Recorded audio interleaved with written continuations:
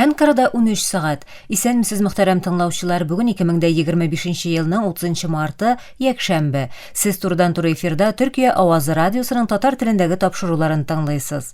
Безнең программа 16 метрлы кыска дулкынның 17615 кГц ешлыгыннан 42 дәрәҗә көнчыгыш юнәлешендәге Түрксат 3А һәм Түрксат 4А иярченнәре белән www.trt-dinle.com интернет адресы аша һәм кесә телефоннарының TRT Dinle тыңла кушымтасыннан Вот Эст радио каналыннан тапшырыла. Бүгенге чыгарылышта соңгы хәбәрләр, Ураза гаетенә багышланган махсус программа, Төркиянең тышкы сәясәте белән кызыклы темалар язмаларын тәкъдим итәрбез.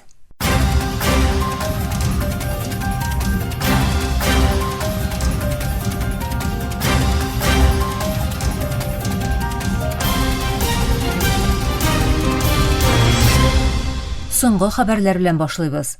Төркия илбашы Рәҗәп Таyyip Эрдоğan Ураза гаете уңаеннан котлау уртаклашты. Ул юлламасын ил халкын сәламләп башлады. Аннары башы рәхмәт, уртасы мәгърифәт, ахыры исә газаптан котылу булган Рамазан аен төгәлләп, Ураза гаетенә керү белән шын күңелдән тәбрик итте. Эрдоğan бәйрәмнең ил, халык, ислам дөньясы һәм бөтен кешелек өчен тынычлык, чәчәк ату, иминлек һәм кардәшлеккә сәбәпче булуын теләп, безгә сәламәтлек һәм иминлектә тагын бер Ураза гаетен каршыларга рөхсәт бирү өчен Аллаһка шөкер итәм диде.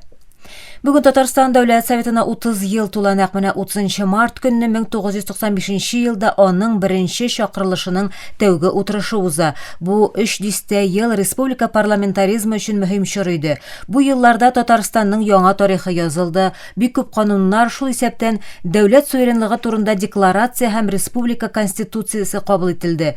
Дөрес, әлеге чорда республиканың хокукый системасы күтәрелешләр дә, төшүләр дә кичерде. Шулай да парламентның бик күп алгарышы булды. Бу чорда уникаль Татарстан моделе төзелә. Дәүләтчелекнең хокукый нигезләре формалаштырыла. Шулай ук барлык тармаклар, төрле дәрәҗәдәге хакимият органнары бердәм команда булып килешеп эшләргә өйрәнә. Башка темаларга. Фәләстин каршылык хәрәкәте Хамас, Мисыр һәм Катар тәкъдим иткән утны туктату килешүен кабул итүен белдерде һәм Израильне әлеге планга аяк чалмаска чакырды. Хамасның Газадагы лидеры Халил Әл-Хайя карарны Рамазан бәйрәмендә җиткереп, арадашчылык тырышлыкларына тугры калуларын ассызыклады. Шул ук вакытта Израиль тагын да күбрәк тотыкның иреккә чыгарылуын күзаллаучы үз тәкъдимен кертте. Килешү белән бәйле дипломатик эшчәнлекләр дәвам иткән арада Израильнең Газага кабат башлаган һава һөҗүмнәрендә 18 марттан бирле 920-дән артык кешенең гомере өзелде. 2023 елның октябрендә башланган Газа сугышында исә 50,200 фәләстинле һәлак булды. Кино сәнгатьләре һәм фәннәр академиясе фәләстинле режиссер Хамдан Баллалының кулга алынуына күрсәткән реакциясе күпләрнең ачуын чыгарганнан соң гафу үтенде. Исегезгә төшерәбез, аның катнашында төшерелгән һәм Израильнең фәләстинлеләрнең өйләрен, җимерүләрен ачып салучы Нагадерланд башка җир юк документаль фильмы быел Оскар бүләге алды. Узган атнада Баллал Израильле килеп урнашучыларның һөҗүменә дучар булды, шуннан соң аны иминлек көчләре алып китте һәм күпмедер вакыттан соң иреккә чыгардылар. Әлеге нисбәттән академияның башта ясаган аңлаешсыз реакциясе тәнкыйтькә дучар булды. Аннары тагын да көчле белдерү белән җавап бирүе тәэмин ителде. Яңа белдерүдә Баллалның исеме ачык рәвештә әйтелә һәм көч белән сүз иреген бастыруга каршы гаепләүләр яңартыла, тик Израиль турыдан-туры аталмый. Сүриядә яңа чор башланды. Дәүләт башлыгы Әхмәд Әл-Шара ачыклык һәм җаваплылыкка таянучы дәүләт институтларын торгызу максаты белән яңа хөкүмәтне игълан итте. Ул Димашкта оештырылган тантанада чыгыш ясап, илнең мәгариф, сәламәтлек саклау һәм ришвәтчелеккә каршы көрәш шикелле мәйданнарда алгарышын максат итеп куюын белдерде. Яңа кабинет сакланудан мәдәниятка кадәр төп тармакларны үз иченә ала һәм анда 22 министр бар, аларның берсе хатын-кыз. Сүриядәге бу тамырдан үзгәреш Бәшәр Әсәд режимының бәреп төшерелүеннән соң Әл-Шара җитәкчелегендә тормышка ашырылды. Судан армиясе 2 ел баручы бәрелешләр вакытында сугышчан оператив ярдәм көчләре һөҗүмнәр өчен кулланган критик урыннарның берсе булган Амдурмандагы Сукливия базары контролен кулларына төшерүләрен хәбәр итте. Бу армиянең башкала Хартумда җиңүләрен игълан итүеннән соң ук билгеле булды. Сукливия төбәкнең әһәмиятле сәүдә үзәкләреннән берсе, аны оператив ярдәм көчләре коралларын һәм башка кирәк-яракларын калдырып ташлап киткән. Армия Амдурманның зур өлешен булай да үз контролендә тота иде, тик максат бөтен башкаланы иминлек астына алу. Оператив ярдәм көчләре әлегә бу турыда бернинди белдерү ясамады. Бу көчләрне сынашу буларак башланган сугышны БМО дөньядагы иң авыр гуманитар кризисларның берсе буларак билгели. Илдә миллионланган кеше яшәгән җирләрен ташлап китте, ачлык һәм этник көч куллану киң таралды. Дистәләрчә мең кешенең үлүе фаразлана. Бәрлеш төбәктәге тотрыксызлыкны тагын да тирәнәйтте. Пентагон җитәкчесе Кытайның агрессив хәрәкәтләренә каршы АКШ-Япония иттифагын ныгыту максатыннан Токиога сәфәр ясады. АКШ саклану министры Пит Хексет якшәмбе көнне Япониянең Кытай агрессиясенә каршы турыда мөһим урын тотуын һәм Вашингтонда төбәктә шул исәптән Тайвань бугазында ышанычлы тоткарлаучы көч булдырырга ярдәм итүен белдерде. Безнең армияләребез көчле сугышчы рухына ия дип әйтте Хексет Токиода Япониянең саклану министры Ген Наканати белән очрашу вакытында. Пентагон Японияны Хинд-Тын океан төбәгендә тынычлык һәм иминлек нигезе дип атап, илбашы Дональд Трамп администрациясенең элеккегеләре кебек үк Азиядәге төбәрлектәше белән якын хезмәттәшлек итәчәгенә басым ясады. Япониядә якынча 50 мең АКШ хәрби персоналы, хәрби очкыч флоты һәм Вашингтонның диңгез яр аръягында урнаштырылган бердән-бер очкыч корабы көчләре төркеме бар. Япония архипелагы Кытай хәрби көчләрен чикләүдә ярдәм итә. Хексенның Япониягә мактау сүзләре февраль аенда Ауропа берлектәшләренә ясалган тәнкыйте белән каршылыклы. Ул вакытта рәсми зат АКШның кыйтгадагы иминлекне саклау гарантиясен мәңге дәвам итәр дип уйламаска киңәш биргән иде. Бу соңгы хәбәрләр иде.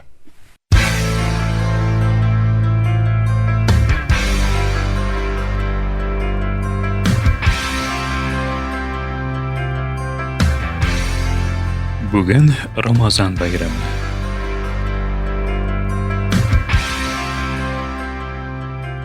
Bayram ertesinde en birinci gayet namazı okula. Bayram namazından soň musulmanlar bir-birsin bayram bilen kutly. Bayram günleri izgi günler. Bu günlerde toğanlar, tanış-bilişler bilen ýürüşü, görüşü, aşanlaşkan, öpkereşken kişiler bilen kilişü, hastalarnyň halyn bilü, erwahlaryny hayır dogalar bilen eske alu, sowaply hem dini aratlarybızdan sanaly. Ramazan bayramy dünýäge tynçlyk, imenlik, bähet alyp kelsin.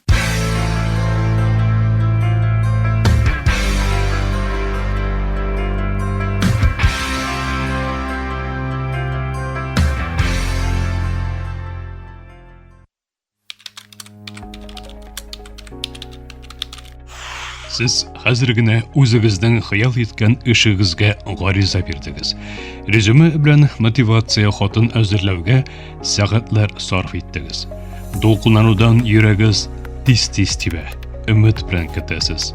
Eger bu işni alsagyz, barysy da özgerge mümkin. Lekin soňundan sizning gariza kiri qogylgan. Ýogsa bu iş naq menim üçin dip oylagan idiňiz. Hazır indi burçulup öz-özüňizden soraýsyz. Niçin meni saýlamadylar? Işning kızıklı ýagy da şonda. Belki sizning garizany hiç kişi közi görmegen. Göz aldyna getirigiz. Amazon her ýyl tilli iş orunlary üçin 200 mindən artyk rezüme aly. Google'ның tagında köbrege 2 milyondan artyk rezüme ala eken. Bu garizalaryny tekşüden jogaply jetakçynyň halyn oýalasızmy? Bu bek gatlawly iş. Şoňa görä de bek köp şirket garizalaryny saýlap aluga ýardam etүү üçin ýasalma intellektni, ýasalma fähimni kullanýar. Lekin näme birde problema kirip çyga. Ýa tekşüler görsetkençe, şuşy ýasalma fähim sistemalary mürajaatlaryny kişileriniň syfatlary bilen birnindi beýlenişi bolmagan sebepler arkasynda geri goýar. Göz aldygyzga getire alasızmy? Jinsigiz, rasygyz hem hatda kızyksyňlaryňyzda sizden saýlanyp almawgyzga täsir ete alar. Bilgiçler muny algoritmik diskriminasiýa diýip atyr. Negizde bu bir de ýaňa problema tökül. Gasyrlar boýa işke algan çaqda jins diskriminasiýasy, rasa diskriminasiýasy hem ele toganyň bek köp türlü diskriminasiýa ýaşany. Başta her kim bek ümitli ýasalma intellekt kişileriniň aldan ok tiskary garaşly buglaryny bitirejek. Bar närsede tagynda gadilrek bolajak diп oýlanyldy. Lekin biz bir närseni unutdyk. Ýasalma fähim Үзенә бирелгән мәгълүматлардан бөтен нәрсәне өйрәнә. Мәсәлән, Amazon мисалын алыйк. Şirkәтнең элек эшкә алган хезмәткәрләрнең күбесе ир кеше. Нигә шулай булган соң? Ясалма фәһем резюмеләрне караган чакта ир-ат кандидатларны өстен күрә башлаган. Ягъни бик күп сәләтле хатын-кыз мөрәҗәгатьләре кеше тарафыннан укылган чук инде төшеп калган. Һәркем ясалма интеллект тараф тотмый дип исәпли, ләкин алай түгел икән. ЮНЕСКОның 2024 елгы тикшерүе бар. Зур тел модельләре дигән системалар. Без аларга ләләмә дип әйтәбез. Даими рәвештә иске калыпларны, стереотипларны кабатлый. Хатын-кызларга гел үй эшләре белән бәйле түбән статуслы эшләр тәкъдим иткән булганда дәрәҗәле, югары статуслы, төрлерәк эшләр киңәш итә. Һәм проблема моның белән генә шикләнми. Ясалма интеллект чыгышы белән Африкадан булган кешеләрнең традицион чәч стильләре булган яки иммигрантлар күп торган районнардан мөрәҗәгать итүчеләрне дә гаделсез рәвештә кире кага. Шушы бозык система аркасында һәм яхшы намзәтләр үзләре хыялланган эшләргә ирешә алмый. Һәм дә şirkәтләр чын сәләтле кешеләрне югалта. Һәм эшнең начар ягы ясалма фәһем эшкә алларда тагын да күбрәк кулланылган саен бу алдан ук тискәре карашларны аңлап, абайлап алу да авырлаша. Алгоритмның сезне дискриминацияләвен ничек исбатлый аласыз? Системаның ничек эшләвен дә хәтта белмисез чөнки. Миннесота университетының кызыклы бер тикшерүе бар. 2024 елда 1000-дән күбрәк кеше белән онлайн тәҗрибә үткәргәннәр. Алар эшсез хатын-кызларның 66% эш мөмкинлекләрен бәяләү өчен ир-ат бәяләүчегә караганда алгоритмны өстен күрүен ачыкладылар. Ләкин хатын-кыз бәяләүче булганда бу сан 39%-ка төшкән. Нәтиҗәдә хатын-кыз катнашучылар кеше урынына ясалма фәһемне сайлаган. Безгә эш эзләүчеләрне дә, эш бирүчеләрне дә ясалма фәһемгә генә таянуның потенциал проблемаларын өйрәтергә кирәк. Ясалма интеллектның тизлеге һәм системаланган кеше эмпатиясе һәм хөкеме белән берләштерү гаделрәк эшкә алу процессын барлыкка китерә. Маңа партнерлык рәвешендә карарга кирәк. Ясалма интеллект зур күләмдәге мәгълүматлар белән тиз эшли ала, ләкин кешеләр торышны тагын да яхшырак аңлый һәм шәхсилекне, индивидуальлекне таный ала. Сез эш эзләүче яки эш бирүче булсагыз да, үз-үзегезгә сорау бирегез. Без гаделлекне өстен куябызмы, әллә битараф күренгән системаларга сукыр рәвештә ышанабызмы? Технологияны кабул итүне дәвам иткәндә, бу коралларның ничек кулланылуында ачыклык һәм гаделлек таләп итү барыбызның җаваплылыгы. Һәм һәр вакыттагыча максат һәркемнең тигез мөмкинлеккә ия булуы. Раса яки чыгышына карамыйча барлык кешеләр өчен иң мөмкинлекләр булырга тиеш. Әлегә менә шулар. Безне тыңлаганыгыз өчен рәхмәт. Киләсе очрашуларга кадәр тикшерүчән һәм мәгълүматлы булыгыз. Хәбәрдар булып торыгыз. Бу подкаст ТРТ World мәкаләсе нигезендә әзерләнде.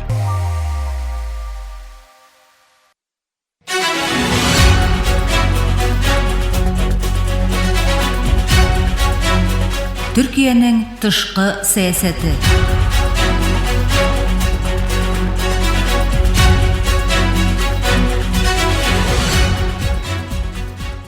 Мөхтәрәм тамашачылар, Төркиянең тышкы сәясәте тапшырды безнең бүгенге чаралышында стратегик бәйләнеш төшенчәсе һәм Төркиянең урта коридор стратегиясе темасына тукталып узарбыз.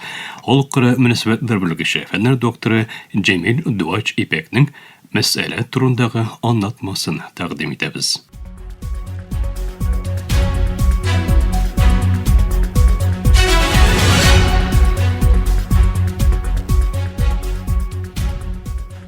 Бүгенге дөньяда Америка Кушма Штатлары, Кытай һәм Авропа Берлеге кебек глобаль актерлар һәм Төркия кебек глобаль актерлыкка көчле намзәтләр Оскарма проектларына йогынты ясау көрәшен алып бара.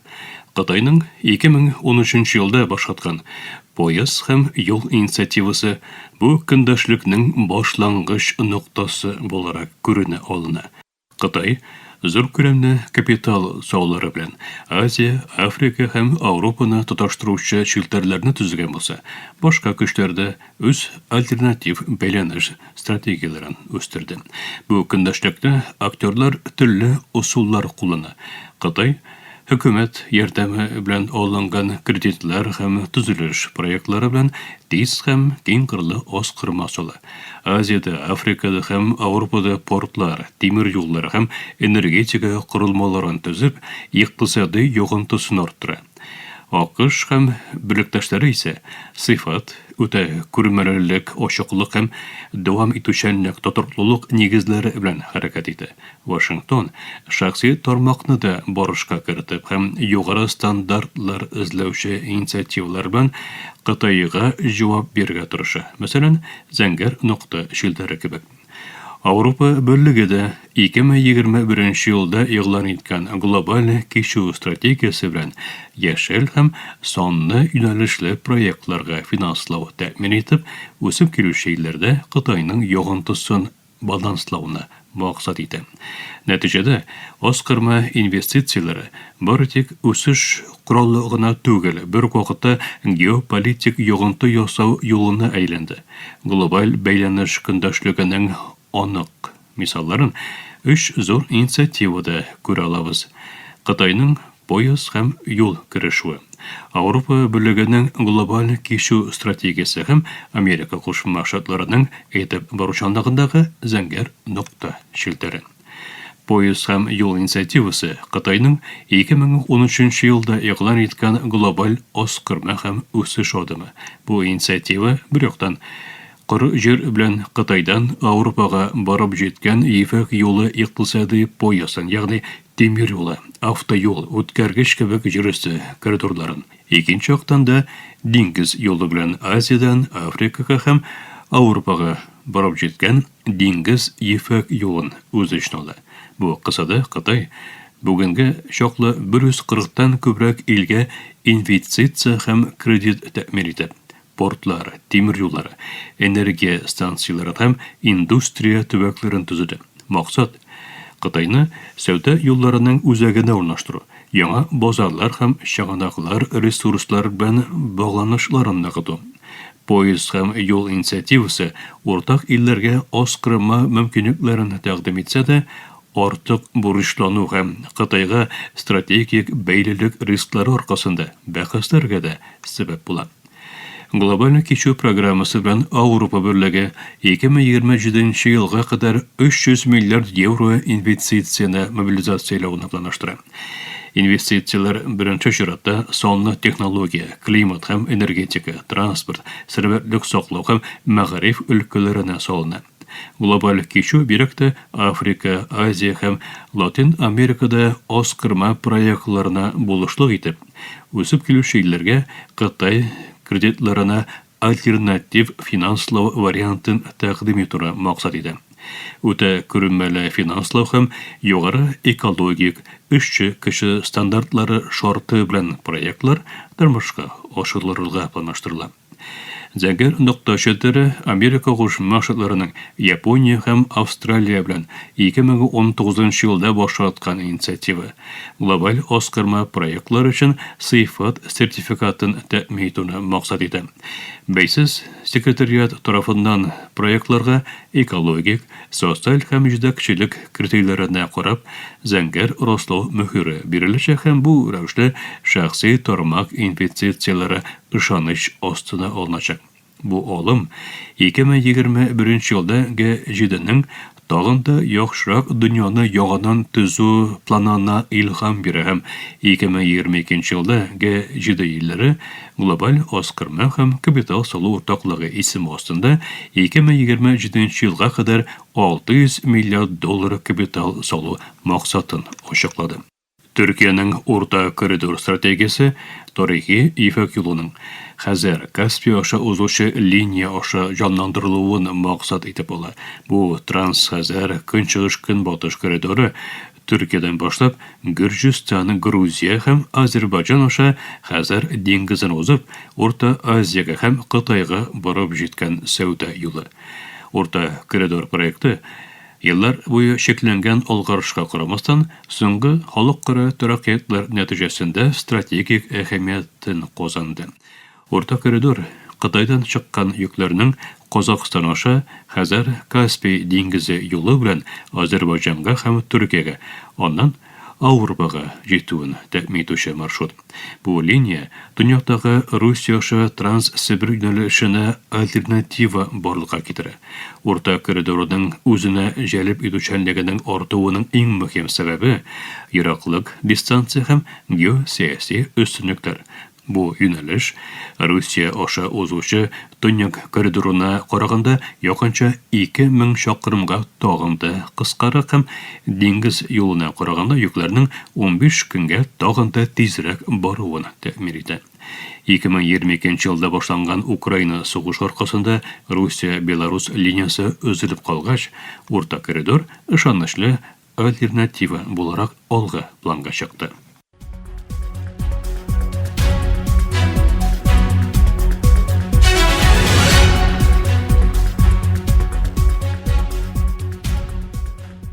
Türkiye, geostratегик торышы аркасында көнчыгыш белән көнбатыш арасында табигый күпер вазгыятында һәм шушы өстенлекне куллану өчен күп яклы бәйләнеш стратегиясе алып барыла. Türkiye, Авропа оскырма шелтеренә интеграция өчендә тырышлык күрсәтә. Мәсәлән, Транс-Авропа транспорт шелтере белән үз тимир юлы линияларын тоташтыру, Танап кебек энергетика проектлары белән Авропаның тәэмин итү куркынычсызлыгына өлеш кертү. Булардан кайберләре. Кыскасы, Төркия күп яклы бәйләнеш дипломатиясын алып бара. Көнчыгышта Орта коридор һәм охшаш проектлар белән Азия белән сәүдә элемтәләрен ныгыткан булса, көнбатышта Авропа берлеге һәм G7 ярдәме белән алып барылучы инициативалар белән бергә инвестиция һәм технология агымын җәлеп итәргә тырыша. Рәсми белдерүләрендә дә Төркия кыйткалар ара бәйләнеш үзәгендә урын алуны икътисади муллык һәм региональ тотрыклылык өчен корал буларак билгели. Бу вазгыять глобаль бәйләнеш көндәшлегендә Төркиягә мөһим форсатлар тәкъдим иткән булса, алып барган баланслы, тигез һәм прагматик тышкы сәясәтенең дәвам итүчән тотрыклы булуын зарур кыла.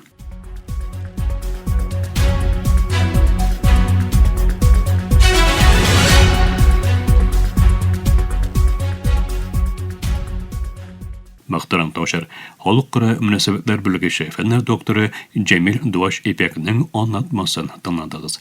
Киләсе тапшыруда күрешкәнгә кадәр исән, имин булыгыз.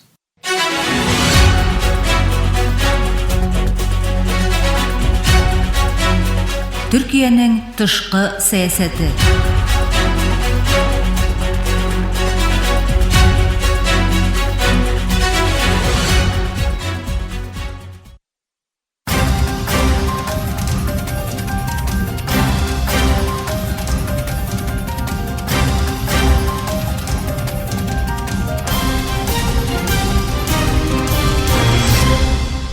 Мөхтәрәм тыңлаучылар, Төркия Авазы радиосының татар телендәге тапшырулары шушының белән ахырына якынлашты. Барыгызның да Ураза гаете мөбарәк булсын. Киләсе очрашуга кадәр исән, имин булыгыз.